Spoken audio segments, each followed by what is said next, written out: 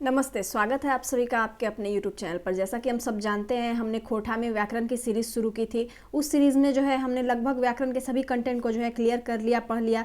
लगभग जो टॉपिक है वो आपके कंप्लीट हो चुके हैं। अब बचे क्या हैं, तो एक वाक्य बचा है और दूसरा समास बचा है और तीसरा जो है उन्नार्थक शब्द शायद बचे हैं, तो वो भी मैं आपको कंप्लीट करा दूंगी। आज जो है हम वाक्य पढ़ेंगे। अब तो एग्ज़ाम भी नज़दीक आ गए हैं, लगभग 20-21 दिन के जो है वक्त बचे हैं आपके एग्ज़ाम में। अच्छे से तैयारी कीजिए। आप जो है ज़्यादा से ज़्यादा अब इन 20 दिनों में आप रिवाइज़ कीजिए अपने सिलेबस को। और खोटा के जितने भी वीडियोस मैंने बनाए हैं, सारे कम समय में बनाए हैं आपके रिवीजन के ही दृष्टिकोण से, तो आप उनको जो है जाकर देखिए और ज़्यादा से ज़्यादा रिवाइज़ कीजिए, क्योंकि अब आपके एग्ज़ाम नज़दीक आ गए हैं और उम्मीद है कि अब जो है 20 दिनों बाद एग्ज़ाम हो ही जाए। तो आज जो हम है वाक्य पढ़ लेंगे। देखते हैं वाक्य की क्या परिभाषा है। परिभाषा कुछ इस प्रकार है कि सार्थक शब्दों की एक ऐसी व्यवस्था जिससे अपेक्षित और अपेक्षित अर्थ प्रकट हो, उसे वाक्य कहा जाता है। सार्थक शब्दों की जो है ऐसी व्यवस्था जिससे उसका अर्थ निकले। अब जैसे एग्जाम्पल में देखिए, राम खाया, पिया, गया, इससे कोई अर्थ नहीं निकलता है। लेकिन उसके बाद जो है अगर आप इसे ऐसे कहेंगे कि राम आया और उसने खाना खाया और पानी पिया और तब वह गया, तो इसका कोई अर्थ निकल रहा है। इससे जो है आप कुछ समझ रहे हैं कि हाँ कोई राम है, वो आया, घर आया, पानी पिया, खाया, तब जो है वो बाहर गया। तो ये जो है ये इसे वाक्य कहेंगे। दूसरे वाले जो मैंने आपको लाइंस बताए उसको वाक्य कहेंगे। अब वाक्य के भेद देख लेते हैं। प्रमुख दो आधारों पर वाक्य के भेद किए जाते हैं, पहला अर्थ के आधार पर और दूसरा रचना के आधार पर। तो देखते हैं क्या है। अर्थ के आधार पर निम्नलिखित भेद होते हैं। पहला विधानवाचक यानी एफर्मेटिव जिन वाक्यों से क्रिया के होने या करने की सूचना मिलती है उसे विधानवाचक वाक्य कहते हैं।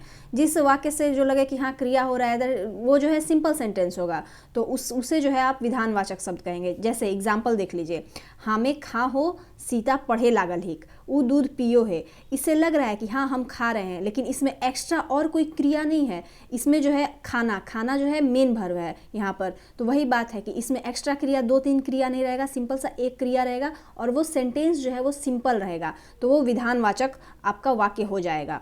हमें खा हो, सीता पढ़े लागल हिक, सीता पढ़ने लगी है, और दूसरा वो दूध पियो है। दूसरा है निषेधवाचक यानी नेगेटिव सेंटेंस। जिन वाक्यों से कार्य के ना होने का भाव प्रकट हो उन्हें वाचक वाक्य कहते हैं। जैसे ऊ बोले नए जाने, ऊ पढ़े नए पारे। जिससे जो है जहाँ पे नेगेटिव शब्द आ जाए, ना वाला शब्द आ जाए, वो जो है निषेधवाचक आपका हो जाएगा वाक्य। जैसे वो बोलने नहीं जानता है, वो बोले नए जाने, ऊ पढ़े नए पारे, वो पढ़ नहीं सकता है। आगे है आपका आज्ञावाचक मतलब इंपरेटिव सेंटेंस। जिन वाक्यों से आज्ञा, प्रार्थना, उपदेश आदि का भाव प्रकट हो उसे आज्ञावाचक वाक्य कहा जाता है। जैसे गर्मी छुट्टियाँ पढ़िए, जिससे जो है आज्ञा, सामने वाला जो है आपको आज्ञा दे रहा है कि ये काम करना है, वो काम करना है, ऐसा करना है, वैसा करना है, तो उसे जो है आज्ञावाचक शब्द कहेंगे। जैसे गर्मी छुट्टियाँ पढ़िए, गर्मी के छुट्टी में पढ़ना। कोई बड़ा आदमी बच्चे को बोल रहा है कि गर्मी की छुट्टी में पढ़ना, खेलना मत। उसके बाद है तोय एखन स्कूल जाओ, तुम जो है अब स्कूल जाओ।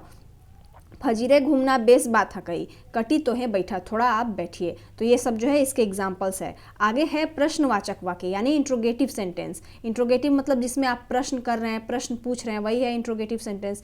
तो ये कहाँ से आइल रहल है, तुम जो है कहाँ से आ रहे हो। तो ये कहाँ जाइए, तुम कहाँ जाओगे, जिसमें प्रश्न हो गया वो प्रश्नवाचक वाक्य हो गया, कुछ भी नहीं है इसमें। अब आगे है इच्छाबोधक वाक्य यानी इलिएटिव सेंटेंस। जिन वाक्यों से इच्छा, आशीर्वाद, शुभकामनाएं आदि का बोध हो उसे इच्छाबोधक वाक्य कहते हैं। जिससे जो है विश की काश ऐसा होता, काश वैसा होता, वो वाली बात जो है ऐसा होता कि अच्छा तुम खुश रहो, भगवान से हम मनाते हैं कि तुम खुश रहो, ऐसा करो वैसा करो, तो ये जो है इच्छा और शुभकामनाएं के अंतर्गत आता है। अभी इसके एग्जाम्पल्स देख लीजिए। आज तो हम खिचड़ी खेबो, आज तो हम खिचड़ी खाएंगे, ऐसा मेरा इच्छा है, तो ये इच्छावाचक हो गया। भगवान तुर भला करे, भगवान तुम्हारा भला करे, ऐसा हम भगवान से मना रहे कि भगवान इसका जो है भला कीजिएगा, तो ये भी इच्छाबोधक हो गया। सुखे रहा या सुखी रहा, ये भी आशीर्वाद है और ये भी इच्छाबोधक हो गया। आगे है संदेहवाचक मतलब जिन वाक्यों से संदेह या संभावना प्रकट हो उन्हें संदेहवाचक कहते हैं। मतलब कि आपका वो कंफर्म नहीं रहेगा कि हाँ ये चीज़ होना ही है या तय है या ऐसा ही होगा, ऐसा कोई बात कंफर्म नहीं होगा, ये हो भी सकता है और नहीं भी हो सकता है, उसे ही संभावना कहते हैं। जैसे ई बेरा उ पटना पहुँचल हतई, वो कह रहा है कि इस समय जो है वो पटना पहुंच गया होगा। संदेह है, उसको मालूम नहीं है कंफर्म कि वो पहुंच गया है कि नहीं पहुंचा है, पर उसे संदेह है कि अभी तक तो जो है वो पहुंच गया होगा। अब आगे है साँझ बेरा पानी बरसे पारे, शाम तक जो है पानी जो है बरसने लगेगी, पानी पड़ेगा, संभावना है। अब ऐसा है नहीं, भगवान जी से डायरेक्ट कांटेक्ट नहीं है कि हाँ भगवान जी पानी बरसना है क्या, ऐसी कोई बात नहीं है।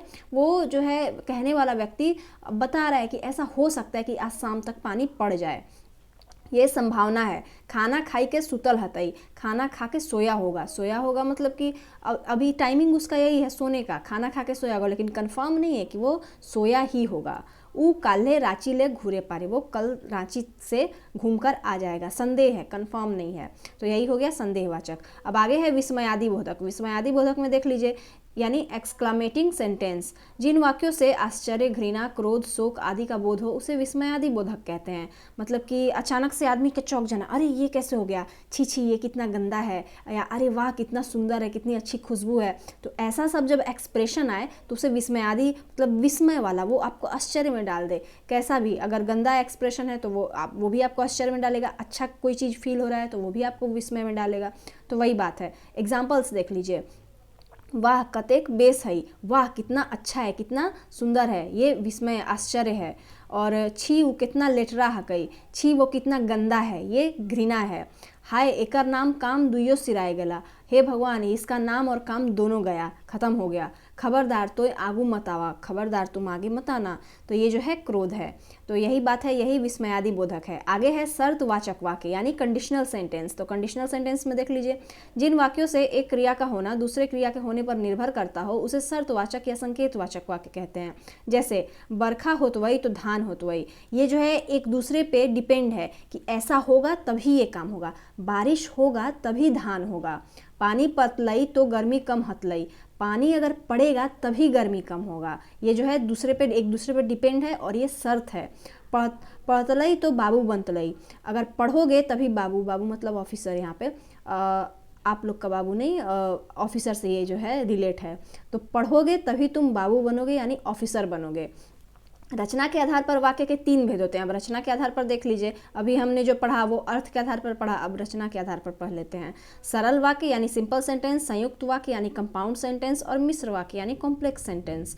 तो सरल वाक्य, जिन वाक्यों में केवल एक उद्देश्य, कर्ता और एक ही विधेय, उद्देश्य का विस्तार अर्थात एक ही क्रिया होती है। जैसे राम खेला है या राम खेलो है, राम खेल रहा है, एक ही क्रिया है, खेल रहा है। सोहन पढ़ा है और या सोहन पढ़ो है, सोहन जो है वो पढ़ रहा है, बस एक ही क्रिया है, पढ़ना। उसके आगे और कोई क्रिया नहीं है, सिंपल सेंटेंस हो गया। आगे है संयुक्त वाक्य, जिन वाक्यों में 2 या 2 से अधिक सरल वाक्य समुच्चय बोधक अवयवों और तथा, एवं, पर, किंतु, परंतु, आर, मकीन, मंतुक से जुड़े होते हैं उन्हें संयुक्त वाक्य कहते हैं। इसमें जो है आपको बीच में जोड़, योजक जरूर मिल जाएगा संयुक्त वाक्य में, और, किंतु, मकीन, ये सब जो है आपको, मंतुक, ये सब जो है आपको बीच में जो है योजक के रूप में, कड़ी के रूप में, शब्द के बीच में 2 शब्दों को जोड़ने में आपके काम आएंगे और ये आपको दिखेंगे तो आप समझ जाइएगा कि ये संयुक्त वाक्य है। फॉर एग्जाम्पल, ऊ खटलई तो बेजाय मकीन फल नहीं मिल रही, वो खटा तो पूरा एकदम शरीर तोड़ के, लेकिन उसको फल नहीं मिला। आगे है, ऊ पढ़लई तो ढेरी मकीन पास नहीं कर लई, वो पढ़ा तो बहुत लेकिन जो है वो पास नहीं कर पाया। राम साँझे गए और बिहाने घूर गए, राम जो है शाम में गया और सुबह जो है वापस आ गया। देखिए यहाँ पे जो है मकीन, पहले 2 शब्दों में तो मकीन लगा है और दूसरे में आर लगा है। अब लास्ट सेंटेंस देख लीजिए, तो ये सुग में बैठ चाहे खेले हो, अब ये भी आपका जो है संयुक्त वाक्य है।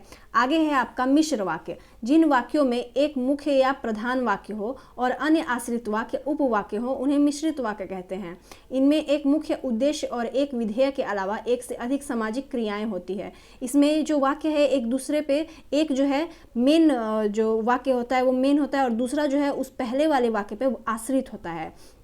मिश्र वाक्य में मुख्य उद्देश्य और मुख्य विधेय का मुख्य वाक्य और दूसरे आश्रित उपवाक्य कहते हैं। मिश्र वाक्य में मुख्य वाक्य से आश्रित उपवाक्य जे, जेकर, जखीन, की आदि से जुड़े होते हैं। एग्जाम्पल देख लीजिए, कौन ऐसा आदमी है जे गांधी जी के नाम नए सुनले हतई। देखिए इसमें मेन जो लाइन है वो क्या है, गांधी जी का नाम नहीं सुना है, नहीं सुना है, ये मेन आपका वाक्य है और उसके ऊपर डिपेंडेंट है कौन ऐसा आदमी है जे, एक तो ये जे से जुड़ा है, जे, जेकर, जखीन, की आदि से जुड़ा हो तो वो जो है आपका मिश्र वाक्य हो जाएगा, दो वाक्यों को जोड़कर बना हुआ वाक्य। और उसके बाद जो है कौन ऐसा आदमी है, तो ये जो है गांधी जी वाले वाक्य से जुड़ा हुआ है।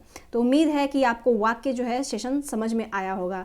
अगर सेशन समझ में आए तो चैनल को लाइक, सब्सक्राइब एंड शेयर जरूर करें। मिलते हैं नेक्स्ट क्लास में नई चीज़ों के साथ, और अपने एग्ज़ाम की तैयारी में लगे रहें। सीरियसली एग्ज़ाम को जो है प्रिपेयर करें, एग्ज़ाम के लिए, एग्ज़ाम आपके होंगे। मिलते हैं नेक्स्ट क्लास में। धन्यवाद।